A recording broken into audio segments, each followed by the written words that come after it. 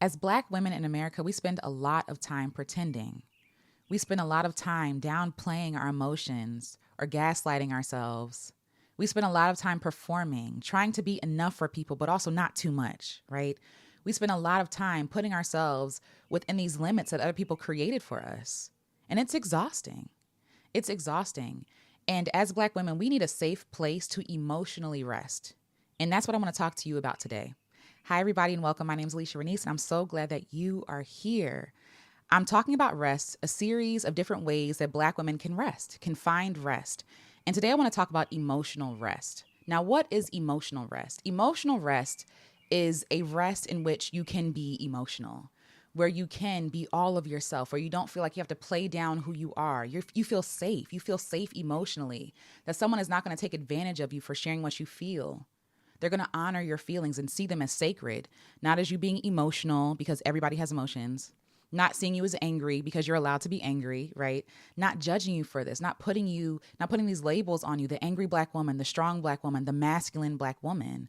All these things are used to downplay our experiences and our emotions. And it teaches us that we should be ashamed of our emotions. And the truth is, our emotions are important. They're sacred. They're valuable. We need our emotions to tell us when something is wrong, or when we enjoy something, or when something brings us sorrow and pain. It brings us to empathy, right? Emotions are important in Black women. And so when people tell me, for example, that I am too emotional, it is not an insult. Okay, I'm human. The problem is that the world does not see Black women as human. So how dare we have emotions? And this is where we get caught up, right? So I don't have any problem owning the label of an emotional Black woman. I am very sensitive, okay? It doesn't take much to make me cry. It doesn't take much to make me angry. It doesn't take much to overwhelm me even, right? It doesn't take much to bring me to sorrow or empathy or sadness, right? Or longing or love, right? I'm a very sensitive woman. And I will not be shamed for being emotional. And I don't think you should be shamed either. So we've heard it all, right? People disregarding our humanity, our feelings. You're angry. You're too emotional. You're too masculine. You're in your feelings, right? And so because we hear those as insults, we automatically say, no, I'm not. No, I'm not. I'm not emotional. I'm not like, or to say like, because you're emotional, you're illogical, as if those two have anything, as if those two are the opposite of each other, and they're not. There is a such thing as emotional logic, emotional reasoning, like emotional intelligence. Anywho, that's another conversation for another day. But yeah, so we hear these insults, and so we automatically put on shame. Like, oh, I'm ashamed of being so emotional, of being so sensitive. Or we say like, that don't bother me. Yes, it does. Yes, it does. We're lying to ourselves. And we spend so many of our years lying not only to ourselves, but the world. We're strong Black women. We're independent. We don't, like all these things, like we don't care. We're not sensitive. Yes, we are. And it's okay to be sensitive. And so we learn to hide our emotions out of safety, out of survival. And I get it. But at some point, it gets exhausting. It gets too heavy to bear, and it wears on us and it destroys us. So seeking emotional refuge, seeking rest, right, is really important for Black women. Having a safe place to retreat to be honest, to not have to lie, to not have to perform, to not have to be emotional in the way that other people see is a valid emotion, to not have to be reasonable even, to not have to be palatable to other people, right, is something that Black women need. It is revolutionary for a Black woman to stand in her power and say, you know what, I am angry. I am upset. I am hurt. That did hurt my feelings. I do have feelings. And it's crazy because you can't shame me because I'm not ashamed of my emotions. And I don't want you to be ashamed of your emotions either. They are beautiful. They're to be honored. They are a warning system. When something makes you angry, pay attention to that. When something doesn't make you feel safe, pay attention to that. All of that matters. All of it is a part of a system that God put in you. It was designed to work, and it's working. The problem with this country that we live in is that people are so callous. People are so like numb. We consume the destruction of other people every day. And it doesn't wear on us because we're numb, because we're trying to protect ourselves from constantly being emotionally harmed. How many times do I have to see someone pass away live? You know what I'm saying? Like, and so your brain does something where it like, okay, we're not going to care anymore. We're going to put down the care. We're going to pretend that didn't happen. We're going to survive. And I'm here to offer you that in order to thrive as a Black woman, you have to feel your feelings.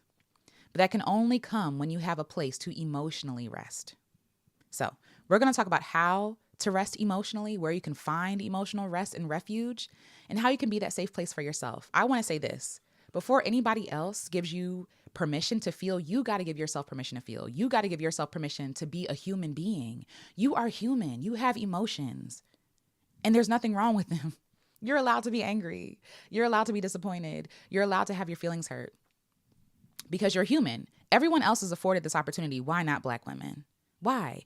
And when we own that power, when men or whoever say, you're just emotional. Yes, I am. What can they do with it? When you own that, it's no longer a weapon. When I feel no shame about you calling me emotional, it's no longer a weapon. And so that has to start here before we go seeking approval from out there. That's the first thing I want to say. So none of this is healthy. Hiding your emotions is not healthy. You pretending not to be hurt or harmed is not healthy. You're just swallowing poison. Your emotions are meant to be felt and processed. But when we hide them in, right, we harm ourselves. Literally, when we cry, tears remove the toxins from our bodies. When we cry, when we sweat, when we yell, even when we cuss, there is something that happens in the body. It's processed. That anger, that energy is processed. I'm not saying you got to be cussing people out, but I'm just saying there is science behind cussing and healing. Processing your feelings. We have feelings to process them and feel them in real time, and in your time, because understanding, like, we live in a world that is very toxically positive in that if you do not fit happy, hopeful, if you're not persevering, then you're pushed to the side. You're like, oh, you're just being a negative Nancy. No, you have feelings. Everything ain't happy here. There's a lot to be angry about. There's a lot to be sad about, and they are valid. So yes, but you not processing your feelings is not healthy. It's not doing you no favors, whether physically, emotionally, right? But also, like, collectively, when we pretend that we don't have feelings as Black women, everyone suffers. We see what's happening in the hospitals, for example.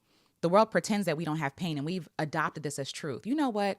This is not going to hurt me. Don't let them see you cry. Don't let them see you hurt. No, you will hear me cry. I will scream. I will yell, because you're not going to take me up out of here because you're ignoring my feelings and my emotions. You know what I mean? Like, survival. I get it. Surviving, but also, like, it's also killing yourself by not processing your emotions. And that's the ironic part. We're trying not to feel our emotions or show our emotions because we want to survive. But then by not showing or feeling our emotions, we end up killing ourselves. Right? So yes. So stress wears on the body, the soul, and the mind. It literally eats up the body. And so we need to release, process, and see our emotions as safe. And we need to see ourselves first as a safe place. So how do we emotionally rest? How? Number 1, cry, feel, scream, go to a rage room and break stuff, right? Ask why. Run, yell, make a noise, get this energy out of your body. Again, tears are literally cleansing. Cry, feel that thing. Cry for a whole weekend if you have to. Get the energy moving. Get it unveiled. The thing is, we try to cover up our emotions, but when we cover it up, we make ourselves sick. The only way to heal is by exposing it. Lean into that. And this is for men too. You're allowed to feel your emotions too. I don't know. Patriarchy got us all in a chokehold. This is so silly. You're allowed to have emotions. You're allowed to feel emotional. And it's so funny because they say that, oh, you're acting like a woman if you have emotions. No, you're acting like a human being. You know, who's not, anyway, whole other conversation for another day. But yes. The second way is to feel the emotions deeply, right? Write it out. Bring them to light. Don't cover them out. Journal them. Call a friend. Call a therapist. Talk to God. Whatever you got to do, talk it out. Reveal it. Feel it deeply. The only way to heal is to reveal. Don't know where I got that from, but it's true. The only way to heal is to reveal it. We spend so much time being ashamed and we cover up stuff and we have all these things in our closet. It's like a mess in the closet you know is there, but it's taking up so much mental space. When you expose it and remove that shame dissolves, right? But also, like, you start to trust your feelings. You start to respect yourself again and not see yourself as some sort of burden because you have emotions and feelings. I've been gaslit almost my whole life. I had a whole friend group that basically told me when I told them that they were hurting me, you're just emotional. You're just too sensitive, right? And I started to believe that, like, maybe I am too emotional. Maybe I am sensitive. Maybe I am. And maybe that's wrong. The issue isn't that I am. The issue is that I thought it was wrong. There's nothing wrong with being emotional. There's nothing wrong with being sensitive. And a lot of times people are saying that so they don't have to curb their tongue. They don't have to bite their tongue. They don't have to practice self-control. right? They want to harm you without the consequences. When really, no, these people are just children. They lack self-control. It's not about your sensitivity. People should be sensitive. And if you know that I'm sensitive, then why are you being so harmful? You see what I'm saying? So anyway, yes. Number 3, journal, voice journal, right? Like in your phone, record a voice note of you like talking this out. Listen to it back. Talk it out. Get it out of your body. Talk it through. Find a safe space, meaning people who will not gossip about you, who will not take your traumas to other people as entertainment, right? Finding a safe space is so important. Find a support group.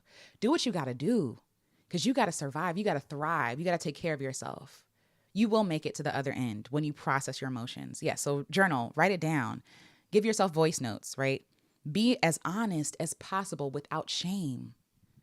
When I went through breakups with previous lovers, I would experience all types of emotions: anger, disappointment, betrayal. Like I felt stupid. Like, like there were so many emotions that I experienced and I felt them all. And when I felt them all and I finally processed that, I don't want that person no more. Like, it's not even like, yes, I would mourn the relationship with them, but it was more about like the disappointment and the betrayal, right? And so once I processed that and got that out of me, I hardly think about those people no more because I've spent the time. I spent years mourning people, years. And don't give yourself a timeline. The healing will take as long as it needs to take. The healing will take as long as it needs to take. Don't let people shame you and say you should be over it by now, but you're not. You're not. And that's okay. And that's okay. All right. The point is to put down that heavy armor. Like you want to share this stuff because Black women carry armor every day. Don't let them see you sweat, sis, right? Don't let them see you with emotions because that makes you easy prey and easy target, right? We carry so much emotional baggage and so much armor that we have to put it down. We got to put it down at some point. We don't have to be put together. Black women always feel like we have to be put together. We have to have the right hair, the right outfit. We got to carry ourselves the right way because, victim blaming is a thing and they'll say it's your fault or whatever. But you want to find a safe place where you can fall apart and be honest. You need to find a safe space. Number 4, talk to a trusted friend or a colleague or confidant or a counselor. Again, safe, meaning you can release your belly around them. For me, if I know a person is not safe, I'm holding my breath. I'm tense, right? I'm wondering if I'm mincing my words. I'm wondering if I can be honest, if they're going to judge me. That's not a safe place. A safe place is where you can call your friend and just cry. I've done that multiple times. Just cry. And they sit there and they just sit with you. They listen. They honor you. They offer advice if you're asking for it, right? Finding a safe place just to fall apart, but not to be alone in it either, Number 5, again, be a safe place emotionally for yourself above all else. If nobody else is a safe place for you, you be a safe place for you. You be a safe place for you. Number 6. No, first of all, before that, you are your own first community. You are your own first home. You are your own first friend. You are your own first safe haven. You have to honor yourself. You have to see yourself as valuable because this world will tell you all the ways in which you are not. And it is a lie. Be open to seeing yourself as enough and as worthy and seeing your emotions as worthy and valuable and important. They want you to dim your emotions, to dull your emotions so that they can do whatever they want with you. Like anger from a Black woman changes the world. Compassion changes the world. Passion changes the world, right? Love changes the world. If they can control your emotions, they can control you. When you feel, it is radical. When you feel deeply, it is radical. When you cry, it is radical. Okay. Number 6, protect your heart and emotions by opting out of stuff. For example, stop watching stuff that triggers you. Why are you watching manosphere content when you know it makes you mad? Why? A lot of times we can become addicted because we're so used to not feeling. We can become addicted to the wrong feelings because it's supposed to be happening as a human. You're supposed to feel, but you don't want to feel anger all the time. You don't want that to be the thing that wakes you up and gets you going, right? Why are you watching stuff that makes you mad? Why not watch stuff that makes you feel beautiful? Why not watch, nature or I don't know, why not learn something new? Like connect emotionally in a different way that is not traumatizing to the body. It is not healthy for your body to be angry all day. It's not. It's not healthy for your body to be consuming negative stuff all day long. It's toxic. So stop watching that stuff. It's stressful. It's stressful for your body. You're stressing yourself out. Stop allowing people and their opinions, their silly, stupid opinions, come into the psyche and run your life. Stop it. Stress wears on the body and becomes illness and disease. You don't want to get sick because you're listening to harmful people.